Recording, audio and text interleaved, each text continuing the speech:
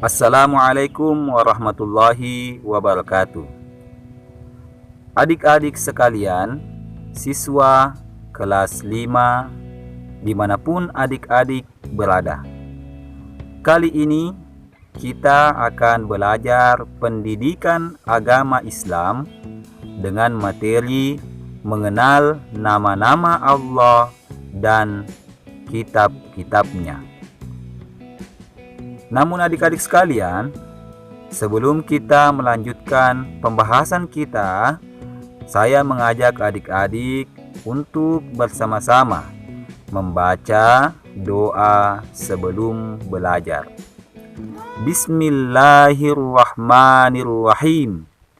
Rabbi zidni ilman warzuqni fahman. Adik-adik sekalian, pada materi kali ini kita punya dua materi pokok.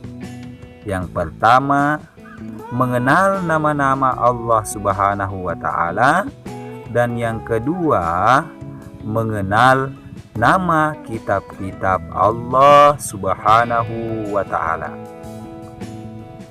Adik-adik sekalian, yang pertama kita masuk kepada mengenal nama-nama Allah Subhanahu wa Ta'ala.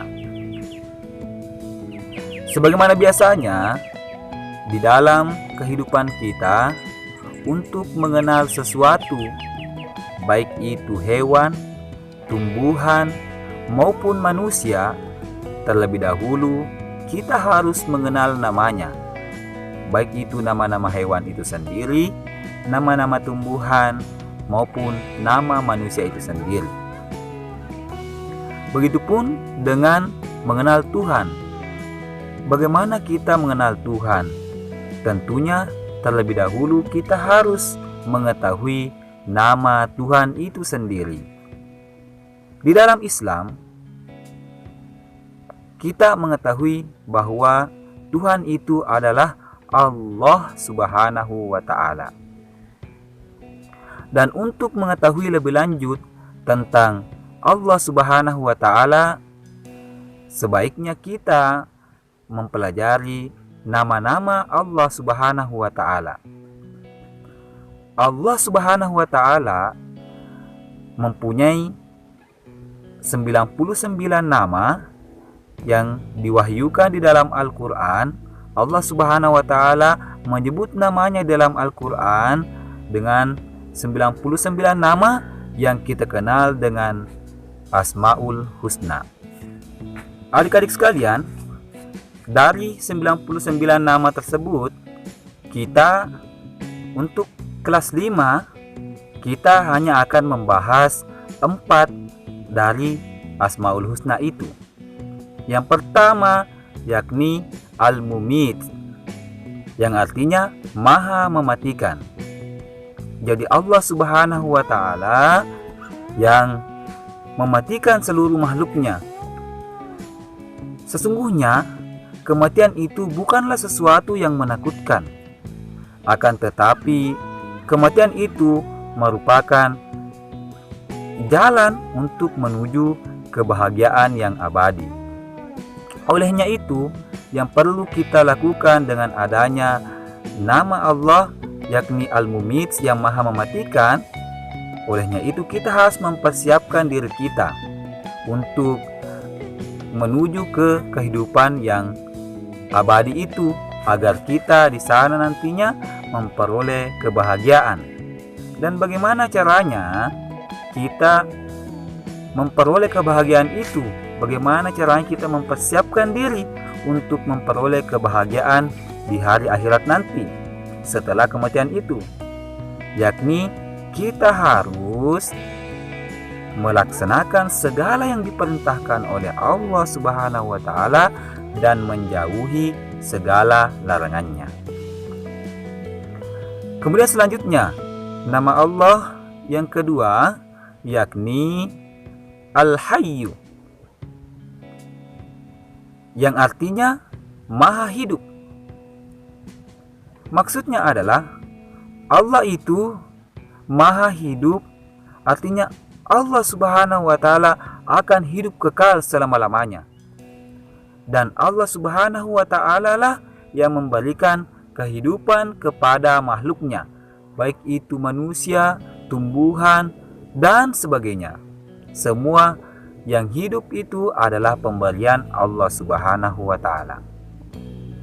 Apa hikmah yang bisa kita ambil dari nama Allah yakni Al-Hayyu?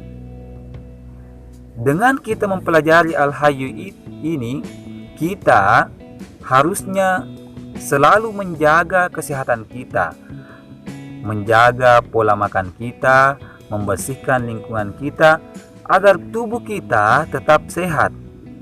Kemudian juga hikmah yang lain, dengan adanya Al-Hayyu ini, maka kita sebaiknya berbagi kepada sesama makhluk Tuhan, baik itu kepada manusia. Kita sebaiknya memberikan sebagian harta kita kepada manusia, yakni seperti makanan, minuman, agar mereka juga bisa merasakan hidup yang bahagia di dunia ini.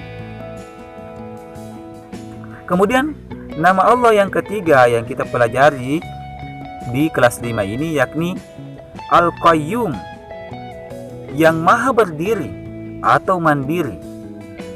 Allah Subhanahu wa Ta'ala itu berdiri sendiri. Allah bisa melakukan apapun dengan sendirinya. Jadi Allah itu mandiri, tanpa bantuan siapapun. Allah tetap bisa berdiri sendiri, mandiri, tanpa bantuan siapapun. Apa hikmah yang bisa kita ambil dari mempelajari nama Allah Al-Qayyum ini? Yakni dengan mempelajari Al-Qayyum, seharusnya kita ini sebagai manusia tidak selamanya selalu bergantung kepada orang lain. Harusnya kita bisa mandiri. Contoh kepada adik-adik kelas 5, harusnya sudah bisa mandiri, seperti sudah bisa membersihkan tempat tidur sendiri, sudah bisa mempersiapkan persiapan untuk berangkat sekolah sendiri, dan lain sebagainya. Kemudian nama Allah yang selanjutnya yang kita pelajari pada kelas 5 ini yakni Al-Ahad, yang artinya Maha Esa. Tiada sekutu bagi Allah. Allah Tuhan semesta alam, tidak ada yang menyamainya. Allah tidak diperanakan dan tidak beranak. Qul huwallahu ahad. Katakanlah wahai Muhammad bahwa Allah itu Esa. Baik adik-adik, selanjutnya kita akan bernyanyi bersama. Ayo kita bernyanyi. Allah itu Esa, tidak berayah. Allah itu satu, tidak beribu, yang menciptakan alam semesta dan tidak ada menyamainya. Ulangi sekali lagi. Allah itu Esa, tidak berayah. Allah itu satu, tidak beribu, yang menciptakan alam semesta dan tidak ada menyamainya. Nah, itulah tadi pembahasan kita tentang nama-nama Allah Subhanahu wa Ta'ala. Nah, selanjutnya adik-adik, kita masuk ke pokok pembahasan kedua kita, yakni mengenal nama kitab-kitab Allah.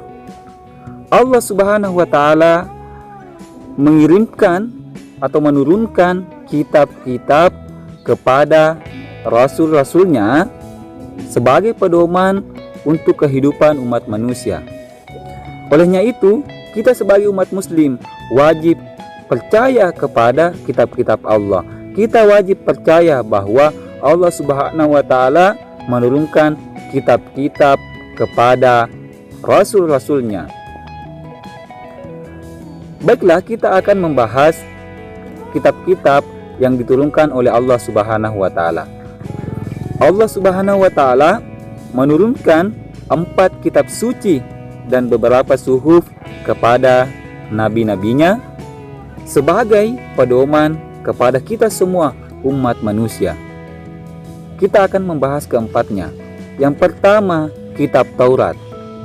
Kitab Taurat ini diturunkan oleh Allah kepada Nabi Musa kurang lebih pada abad ke-12 sebelum Masehi, dan diturunkan di daerah Israel dan Mesir. Kemudian kitab Taurat ini menggunakan bahasa Ibrani. Kemudian kitab yang kedua, kitab Zabur.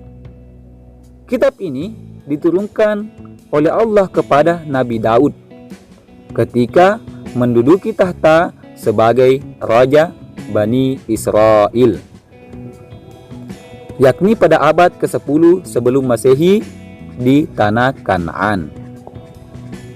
Kemudian kitab yang ketiga yakni kitab Injil. Kitab Injil ini diturunkan oleh Allah kepada Nabi Isa sekitar abad pertama Masehi di Yerusalem. Kemudian kitab yang keempat adalah Al-Quranul Karim yang diturunkan kepada Nabi Muhammad SAW pada abad ke-6 Masehi. Al-Quran ini diturunkan di Mekah dan Madinah. Namun awalnya Al-Quran ini pertama kali diturunkan di Mekah ketika Nabi berada di sebuah gua, yakni Gua Hira. Pada saat itu umur Nabi Muhammad SAW adalah 40 tahun. Dan turunnya ayat pertama Al-Quran ini juga menandai pengangkatan Nabi Muhammad SAW sebagai Rasul. Al-Quran itu terdiri dari 114 surah dan dibagi menjadi 30 juz dan terdiri dari 6.236 ayat. Al-Quran diturunkan secara berangsur-angsur atau bertahap selama 22 tahun, 2 bulan, 22 hari. Isi dari Al-Quran ini menjadi penyempurna bagi seluruh hukum-hukum Allah yang terdapat pada kitab-kitab sebelumnya dan merupakan rahmatan lil alamin. Kitab-kitab Allah ini mengajarkan kita sifat-sifat terpuji. Contohnya sifat terpuji kepada Allah, sebagai contoh kita berdoa dan beribadah. Kemudian sifat terpuji kepada sesama manusia, contohnya saling tolong-menolong. Sifat terpuji kepada hewan dan tumbuhan, contohnya kita memberi makan hewan, menyiram tumbuhan. Dan sifat terpuji kepada diri sendiri, contohnya kita menjaga kesehatan dan sebagainya. Adik-adik sekalian, itulah pembelajaran kita hari ini. Semoga bermanfaat. Sekian, wassalamualaikum warahmatullahi wabarakatuh.